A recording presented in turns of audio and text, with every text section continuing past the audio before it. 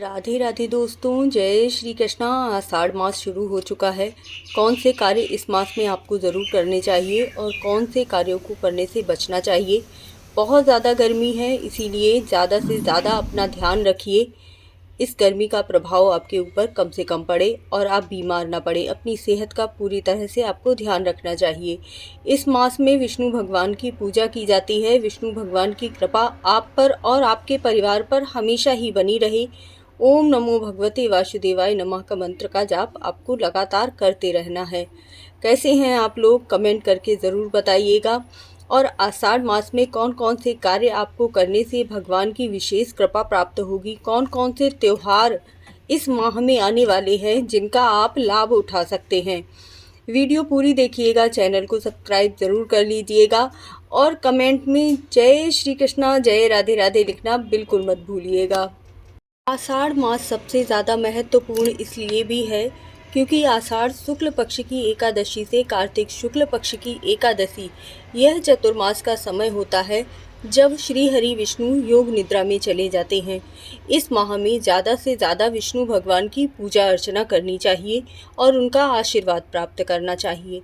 इस माह में गुरु पूर्णिमा आती है जिससे गुरु का आशीर्वाद ज़रूर प्राप्त करना चाहिए और इस समय पर गुरु को कुछ न कुछ दान ज़रूर देना चाहिए। वस्त्र दान कर सकते हैं, अन्न दान कर सकते हैं। आप सभी लोगों ने अपने गुरु ज़रूर ही बना रखे होंगे तो उन्हें ज़रूर दान कीजिएगा। नहीं तो आप मंदिर जाकर भी इस माह में ज़्यादा से ज़्यादा दान कीजिएगा। दान किस प्रकार करना है आगे मैं वीडियो में ज़रूर बताऊँगी। गुरु पूर्णिमा के दिन विशेष रूप से विष्णु भगवान की पूजा की जाती है और सत्यनारायण भगवान की कथा करवाने से इस दिन आपके घर में किसी भी प्रकार का संकट होता है वह समाप्त हो जाता है। अगर आप साल भर कोई कथा नहीं करवा पाते हैं तब भी आपको आषाढ़ मास की पूर्णिमा पर अपने घर में सत्यनारायण भगवान की कथा अवश्य करवानी चाहिए। इसके साथ ही इस माह में गुप्त नवरात्रि प्रारंभ होते हैं। माघ, चैत्र, आषाढ़ और आश्विन ये 4 माह होते हैं जब नवरात्रि के व्रत रखे जाते हैं, जिनमें से माघ माह और आषाढ़ माह इस समय पर गुप्त नवरात्रि प्रारंभ होते हैं, जिनकी ऊर्जा सबसे ज़्यादा होती है। इस समय में कोई भी आप मनोकामना अपनी मांगते हैं, माता रानी की गुप्त पूजा अर्चना करते हैं, साधना करते हैं तो माता रानी आपकी हर विनती को सुन लेती हैं। इसीलिए आप भले ही बहुत विशाल जैसे आप और माह में रहते हैं दुर्गा माता का व्रत उस तरीके से ना कर पाएँ तो सुबह की पूजा अर्चना थोड़ी सी विस्तृत कर लीजिएगा। इस माह में मंगल ग्रह की पूजा करना और सूर्य भगवान की पूजा करना विशेष महत्व देने वाला होता है। इसीलिए इस माह में आपको जल देवता की भी पूजा ज़रूर करनी चाहिए। सबसे पहली बात होती है कि आप इस माह में जल कम से कम खर्च करें। बहुत ज़्यादा गर्मी है और आप समझिए कि इस गर्मी के समय में आपको पशु पक्षियों को पानी पीने के लिए रखना चाहिए और इस माह में पानी का वेस्टेज बिल्कुल भी नहीं करना चाहिए। जल ही जीवन है, यह इस माह में समझ में आता है। उनसे पूछिए जो पशु पक्षी बाहर घूम रहे हैं और उन्हें एक बूंद पानी की नहीं प्राप्त हो रही है। पहले तो जगह जगह तालाब, बावड़ी आदि होते थे जिनमें पशु पक्षी पानी पी लिया करते थे। अब कहीं भी पानी नहीं दिखाई देता है, इसीलिए आपको जगह जगह पानी के जो बर्तन हैं वह भरकर रखने चाहिए जिससे कि पशु पक्षी पानी पी सकें। इन चीज़ों का हमें विशेष ध्यान रखना चाहिए। और इस माह में अगर आप मंगल की और सूर्य भगवान की पूजा करते हैं तो ऊर्जा का स्तर इतना ज़्यादा होता है, ऑरा इतना ज़्यादा होता है कि आपके घर से निगेटिव एनर्जी दूर हो जाती है।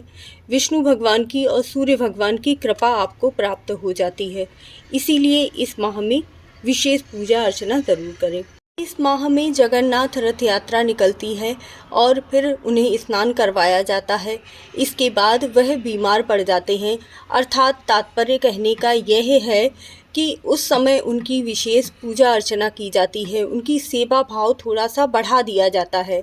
तो इसी तरीके से आपने अपने घर में लड्डू गोपाल रखे हैं तो उनका भी सेवा भाव थोड़ा सा बढ़ा दीजिए, उनकी पूजा अर्चना थोड़ी ज़्यादा कीजिए, उनके भोग का, उनके जल का, उनके शयन का विशेष इस समय पर ध्यान रखिए।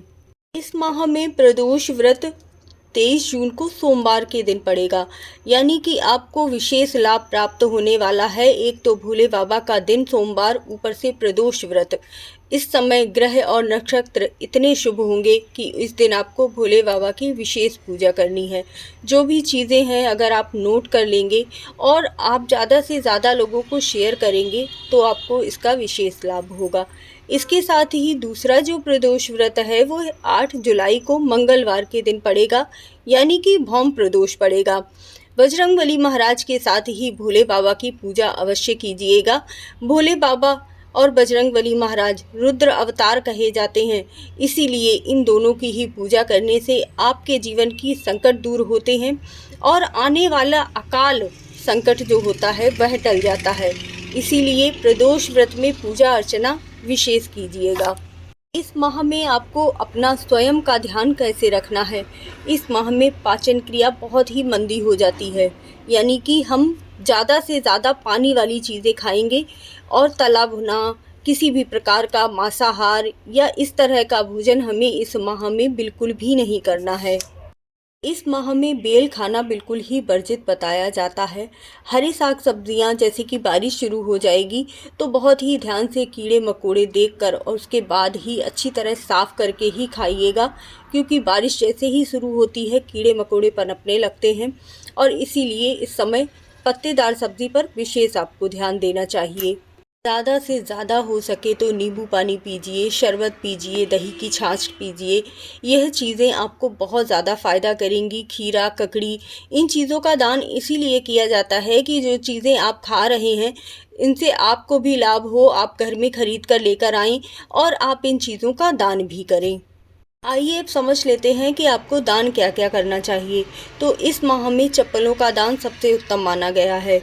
छाते का दान करना, नमक, आंवले का दान करना बहुत ही शुभ माना जाता है। सत्तू का दान करना।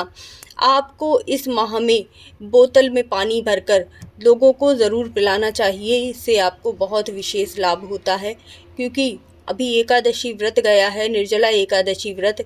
एक दिन हम पानी के बिना रहते हैं तो हमारी कैसी हालत हो जाती है। तो इसीलिए आप ज़्यादा से ज़्यादा इस माह में पानी का दान कीजिएगा। जय श्री कृष्णा।